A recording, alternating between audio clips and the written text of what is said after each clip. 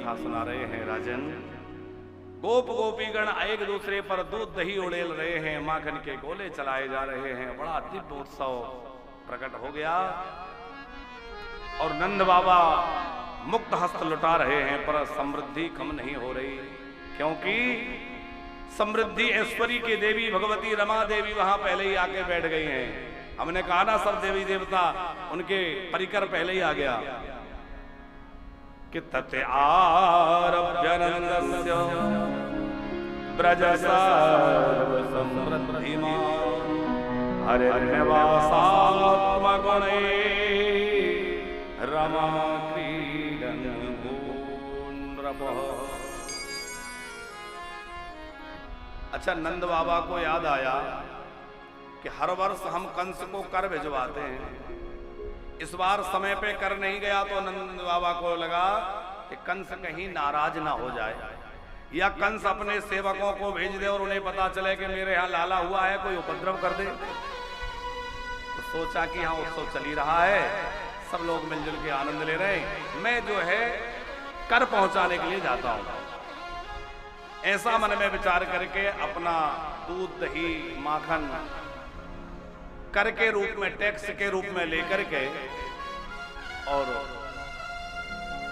नंद बाबा ने क्या किया, छकड़ों में रख करके और मथुरा के लिए निकल पड़े। मथुरा में जाकर कंस को कर दिया, समाचार दिया मेरे यहां लाला हुआ है। अब कंस को क्या पता कि कौन सा लाला, कैसा लाला हुआ है, हुआ होगा। वो कह रहा है तुम्हारा लाला जुग जुग जिए, तुम्हारे लाला के शत्रु समाप्त हो जाएं। अब उसे क्या पता कि मैं ही उसका शत्रु, मुझे ही मारने तो आया है? नंद बाबा जब लौट रहे थे तो सोचा कि वसुदेव जी से मिल चलूं, क्योंकि वसुदेव जी पर दुखों का पहाड़ टूट पड़ा, कितना दुखी रहे हैं। तो श्री वसुदेव जी से मिलने के लिए गए। अच्छा, इस प्रसंग को थोड़ा सा समझने का प्रयास करेंगे, समय लालिए कि नंद बाबा का मतलब क्या है। हम एक दृष्टि में इसको देखें तो हम और आप मान लीजिए नंद हैं, हृदय गोकुल है, जैसा कि हमने पहले दिन कहा था। जीवात्मा नंद बाबा है, हृदय गोकुल है। हृदय में जो प्रेम की रस की धारा है वही मानो यमुना नदी है। अब जब हृदय रूपी गोकुल में श्री कृष्ण रूपी परमात्मा प्रकट हो जाए तो जीव रूपी नंद को उस गोकुल को छोड़ करके देह रूपी मथुरा में नहीं जाना चाहिए। बात समझ में आ गई? मथुरा शरीर, हृदय गोकुल है, और हृदय रूपी गोकुल में जब श्री कृष्ण रूपी परमात्मा प्रकट हो गए तो जीवात्मा जो नंद रूप में है, उस नंद रूप जीवात्मा को हृदय को छोड़ करके शरीर रूप मथुरा में नहीं जाना चाहिए। है? नहीं तो क्या होगा? बोले जब जीवात्मा देह में दृष्टि जाएगी तो देह में दृष्टि जाएगी तो अंदर जो परमात्मा बैठा है वो इधर उधर हो जाएगा, चला जाएगा। और यही हुआ कि नंद बाबा लौट के नहीं आ पाए और राक्षसी आ गई। कौन सी राक्षसी है? पूतना। महाप्रभु वल्लभाचार्य जी ने पूतना को अविद्या कहा है, और जब भी यह जीवात्मा हृदय को छोड़ करके देह में दृष्टि लगाती है, माने हमारी दृष्टि जब देह में लग जाती है, हम लोग शरीर में लग जाते हैं, आत्मचिंतन छूट जाता है, तो क्या होता है? अविद्या आकर के घेर लेती है। जो देहाभिमानी लोग हैं वो शरीर को ही बहुत बड़ी उपलब्धि मानते हैं, ये शरीर में ही लगे रहते हैं, इसी को सजाने में, इसी की देखभाल में। उपलब्धि तो है ही, बड़े भाग्य मानस तनु पावा सुर दुर्लभ। लेकिन भैया ये किस लिए? बोले भजन के लिए है, भोगों के लिए नहीं। केवल शरीर के सजाने में, शरीर को संभालने में, शरीर की देखभाल में लगे रहे तो क्या होगा? बोले शरीर तो आप चाहे जितनी देखभाल कर लो, एक दिन तो बुढ़ा होना है। कितना भी आप इसमें बादान रोगन की मालिश करिए, कितना भी आप महंगे महंगे पेय पी लीजिए, लगा लीजिए, खा लीजिए, बड़ी विचित्र लोग हैं। अभी हम जब मिथिला कुंज में रहते थे तो शास्त्री जी एक सज्जन आए, बोले महाराज जी आप जो है ये कौन सा पानी पीते हैं? हमने कहा भाई कौन सा जो सब पीते हैं वो हम पीते हैं। अब हमारे यहाँ तो उस समय वहाँ कुछ व्यवस्था नहीं थी, अब यहाँ तो सब भगवत कृपा से भक्तों के सहयोग से आरओ लग गया है, फिल्टर प्लांट लग गया है, तो यहाँ सब पानी आता है। वहाँ तो बाहर से पानी बुलवाते थे, तो हमने कहा इस तरह से बोतल का पानी आता है। अरे बोले आप ऐसे नहीं, साधारण पानी मत पिया करें। जाने कौन कौन पानियों के नाम बताए, उन्होंने मोबाइल में फोटो दिखाए, बोले ये ब्लैक वाटर है, ये फलाना वाटर है, तो ये 1500 रुपये लीटर, ये 3000 रुपये लीटर, ये 6000 रुपये लीटर। हमने कहा हम आपको प्रणाम करें, 6000 रुपये लीटर पानी पीने वाले हम दिखते हैं आपको? अरे हम महात्मा लोग, वैसे भले बाबा जी रही है पर है हमारा काम बाबा जी हो जैसे। हम लोग तो साधारण दाल रोटी खाने वाले भैया, ऐसे वाटर पीने वाले हम नहीं है। अच्छा, हमने उनसे पूछा कि भाई ये बताओ इतना महंगा पानी क्यों? पानी तो पानी है, ये भी फिल्टर पानी है, कोई तकलीफ नहीं, बीमारी नहीं, तो इतना महंगा पानी क्यों पिए? और हम तो नहीं पिए ठीक है, पर इतना लोग क्यों पीते हैं महंगा? तो वो बोले महाराज जी इतना महंगा पानी जो कोई पिएगा वो उतनी ज्यादा बढ़िया रहेगा, वो जल्दी बुढ़ा नहीं होगा। तो उसने कई लोगों के उदाहरण दिए, वो अमुक जी हैं वो इतना वो पीते हैं, तो वो अंबानी जी के यहाँ का उदाहरण तो सब लोग जानते ही हैं। नीता अंबानी जी के खान पान की चर्चा प्राय सोशल मीडिया में बनी रहती है, तमाम लोगों के उसने उदाहरण दिए।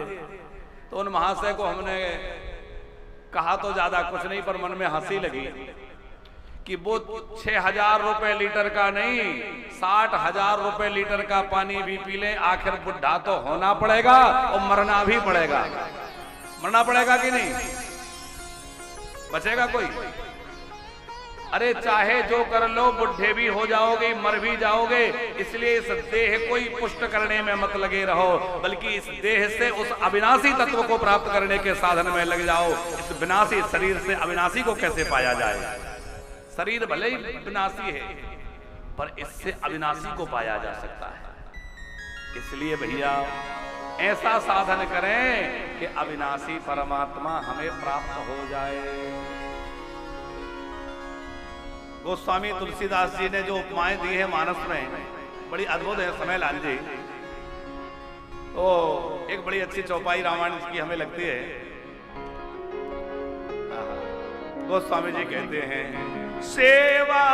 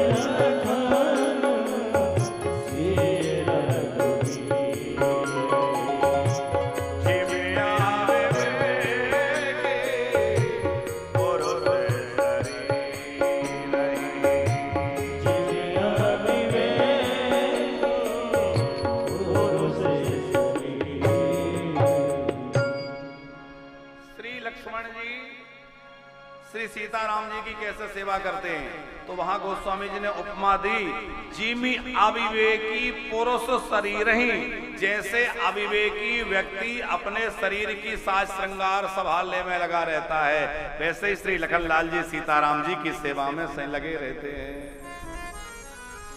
तो जिसकी बुद्धि देह में अटक गई है, अच्छा असुरों में और मुनियों में क्या अंतर है? बोले असुर जो है वो देहाभिमानी होते हैं। असुर उनकी शरीर आप देखिए बड़े भारी होते हैं और देह का अभिमान लिए डोलते हैं। तो जो देह में बुद्धि लगी है वह देहाभिमानी है, और जिसकी आत्मा में बुद्धि लग गई है और आत्म में दर्शन जैसे होने लगा है, वह संत है, वह महापुरुष है। वह जीवात्मा जब गोकुल से यानी हृदय से निकलकर शरीर रूपी मथुरा में लगा तो क्या हुआ? बोले हृदय रूपी गोकुल में अविद्या रूपी पूतना आ गई। अविद्या रूपी पूतना जब हृदय रूपी गोकुल में आई तो उसने सबसे पहले किसको हटाना चाहा? बोले वहां जो परमात्मा है। अविद्या क्या करती है? हमारे अंदर जो परमात्मा बैठा है उसको ढक लेगी और उस परमात्मा का हमारे अंदर साक्षात्कार नहीं होने देगी। उस परमात्मा को जीवात्मा का मिलन नहीं होने देगी। यही अविद्या का काम है, उसको ढक लेगी। तो पूतना क्या चाहती है? बोले बाल कृष्ण को उठा करके मैं ले जाऊं और जहर पिला करके इसको मार डालूं। माने वो वहां से उन गोकुल वासियों का वह आनंद, वह रस उनसे छीन लेना चाहती है। कंसेन प्रहिता घोरा पूतना बालघातनी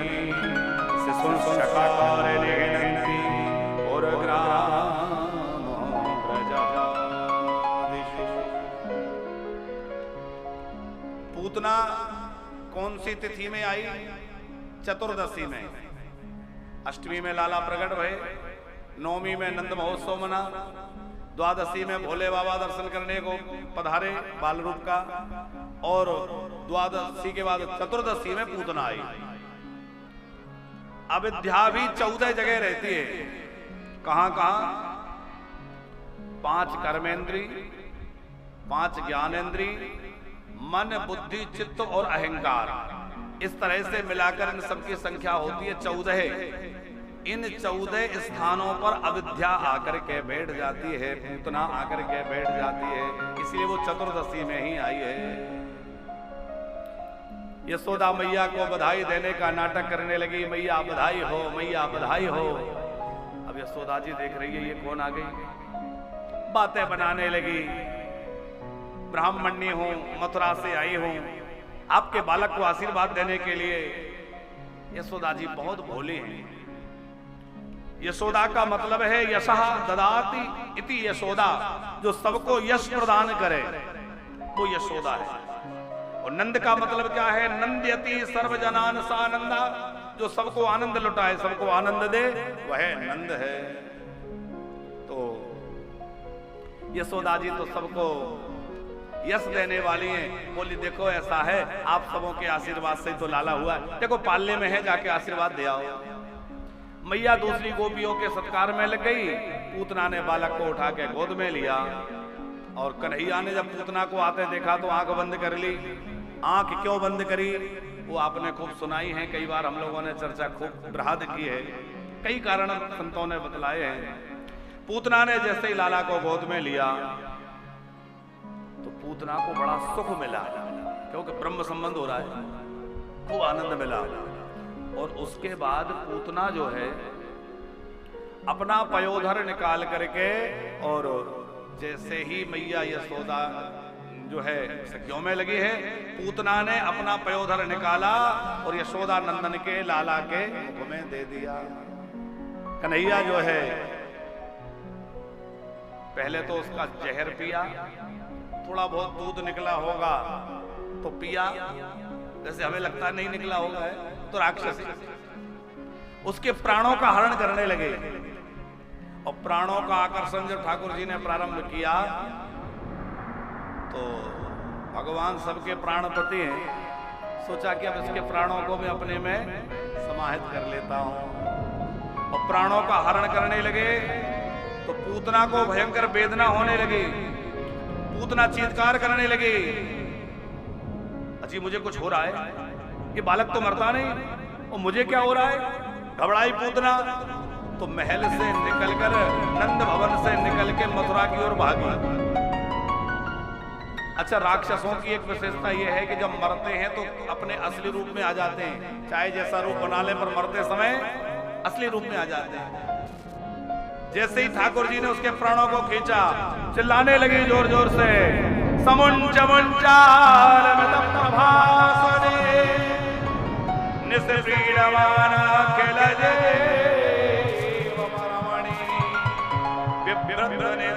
चरणौ भुजौ प्रश्रविन्गात्रा क्षिपति रुरोधः। अरे लाला छोड़, अरे लाला छोड़, बार बार कह रही थी।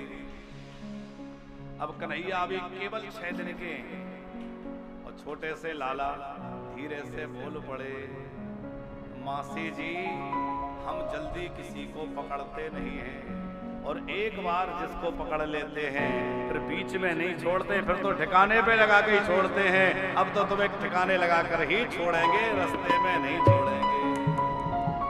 ठाकुर जी ने पूतना के प्राणों का हरण किया। अच्छा 2 बार कहा छोड़ छोड़, माने यह लोक और परलोक दोनों से मुझे मुक्त कर दो।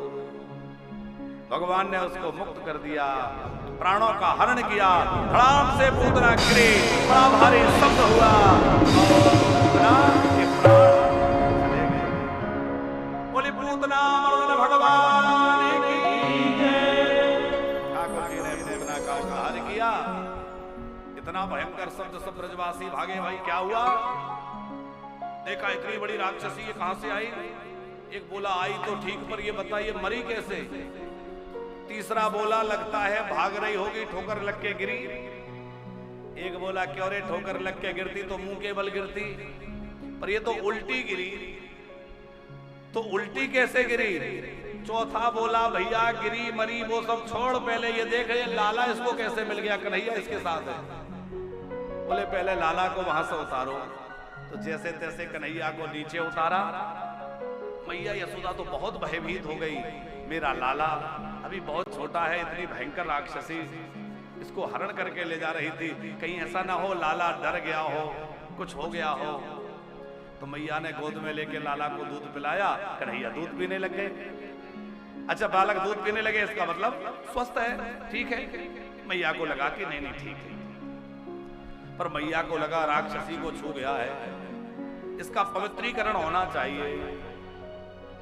तो जिसका नाम लेकर लोग पवित्र हो जाते हैं। समय लाल जी हमारे आचार्य जी पूजा कराते हैं, कहीं भी कोई भी विद्वान पूजा कराएं तो सबसे पहले आचमन होता है। तो आचमन में कौन से मंत्र बोले जाते हैं? वो कोई मंत्र नहीं, भगवान का नाम ही तो है। ओम केशवाय नमः, ओम माधवाय नमः, ओम नारायणाय नमः। तो नाम ही तो पुकारा। फिर आपके शरीर के ऊपर जल का छींटा दिया, मार्जन किया, तो क्या कहेंगे? अपवित्रः पवित्रो वा सर्वावस्थांगतो विवा यः स्मरेत पुंडरीकाक्ष सबाह्यभ्यंतर शुचिः। बोले आप चाहे पवित्र हो चाहे अपवित्र हो, पुंडरीकाक्ष भगवान का नाम स्मरण करते ही अंदर और बाहर दोनों ओर से आप पवित्र हो जाएं। और भगवान का नाम स्मरण कराया जाता है तो जिसके नाम से सबको पावनता प्राप्त हो जाती है। भैया ब्रज के जो भक्त हैं वो उन प्रभु को सोचते हैं हम इनको पवित्र बनाएं। अच्छा ब्रज के जो रसिक हैं, ब्रज के जो भक्त हैं, ये बड़े अलग हैं। ये वृंदावन धाम बड़ा निराला है। सारे दुनिया को भगवान नचा रहे हैं। भगवान नचाते हैं कि नहीं? सबको सब ही नचावत राम गोसाई है। अच्छा कुछ को भगवान नचा रहे हैं और कुछ को भगवान की माया नचा रही है। सब जग को रही नचाए, तो भगवान की माया भी बड़ी विचित्र है। लेकिन यह ब्रज ऐसा है कि यहाँ भगवान भक्तों को नहीं नचा रहे, बल्कि भक्त जो हैं वो भगवान को नचा रहे हैं। ताहि अहीर की छोहरिया छछिया भर छाछ पे नाच नचा। सारी जगत के गुरु कौन है? आचार्य शास्त्री जी हमारे बैठे बहुत अच्छे जानकार हैं। अच्छा हमें पता लगा शास्त्री जी जो हैं, आप कर्मकांड के तो अच्छे विद्वान हैं ही, और आप जो है अध्यात्म में बड़ी गहरी रुचि रखने वाले हैं और बड़े परोपकारी भी हैं। आज ऐसे बैठे थे तो चर्चा हुई तो पता लगा कि आप अपने यहाँ पर अपने प्रयास से अपना पैसा खर्च करके और वहां शमशान घाट है तो उसकी व्यवस्था ठीक ठाक नहीं होगी और सरकार से उतनी मदद मिली नहीं, तो आप अपने पैसे से खर्च करके 5 लाख रुपए लगभग लगा करके शमशान घाट को बढ़िया बनवा रहे हैं और वहां मंदिर बनवा रहे हैं धर्मराज जी का, चित्रगुप्त जी का, और वहां इतनी सुंदर व्यवस्था लोगों के लिए कर रहे हैं। तो बहुत आपका परोपकारी जीवन है। यहाँ भी जब भी आप आते हैं तो खूब सेवाएं करते हैं। कल भी आपका भंडारा रहा और आने वाले कल में भी इनका भंडारा होना है, इनके द्वारा भंडारा कराया जाएगा। खूब सेवा करते हैं यहाँ भी और सब जगह। तो शास्त्री जी, हम आपसे निवेदन कर रहे थे कि ब्रजवासी के विषय में कह रहे थे कि जगत का गुरु कौन? बोले जगत गुरु ब्राह्मण, ब्राह्मण गुरु सन्यासी, सन्यासी गुरु अविनाशी, और अविनाशी गुरु वो कौन? तो बोले अविनाशी का गुरु ब्रजवासी है। जगत गुरु ब्राह्मण, ब्राह्मण गुरु सन्यासी, सन्यासी गुरु अविनाशी, और अविनाशी का गुरु ब्रजवासी। कैसे? बोले ऐसे कि ठाकुर जी को चलना, ठाकुर जी को बोलना, नाचना, बांसुरी बजाना आदि आदि कौन सिखा रहा है? बोले ब्रजवासी सिखा रहे हैं। इसलिए ब्रजवासी उन प्रभु के भी गुरु बन गए। धन्य है ये ब्रज। कैसा ये देश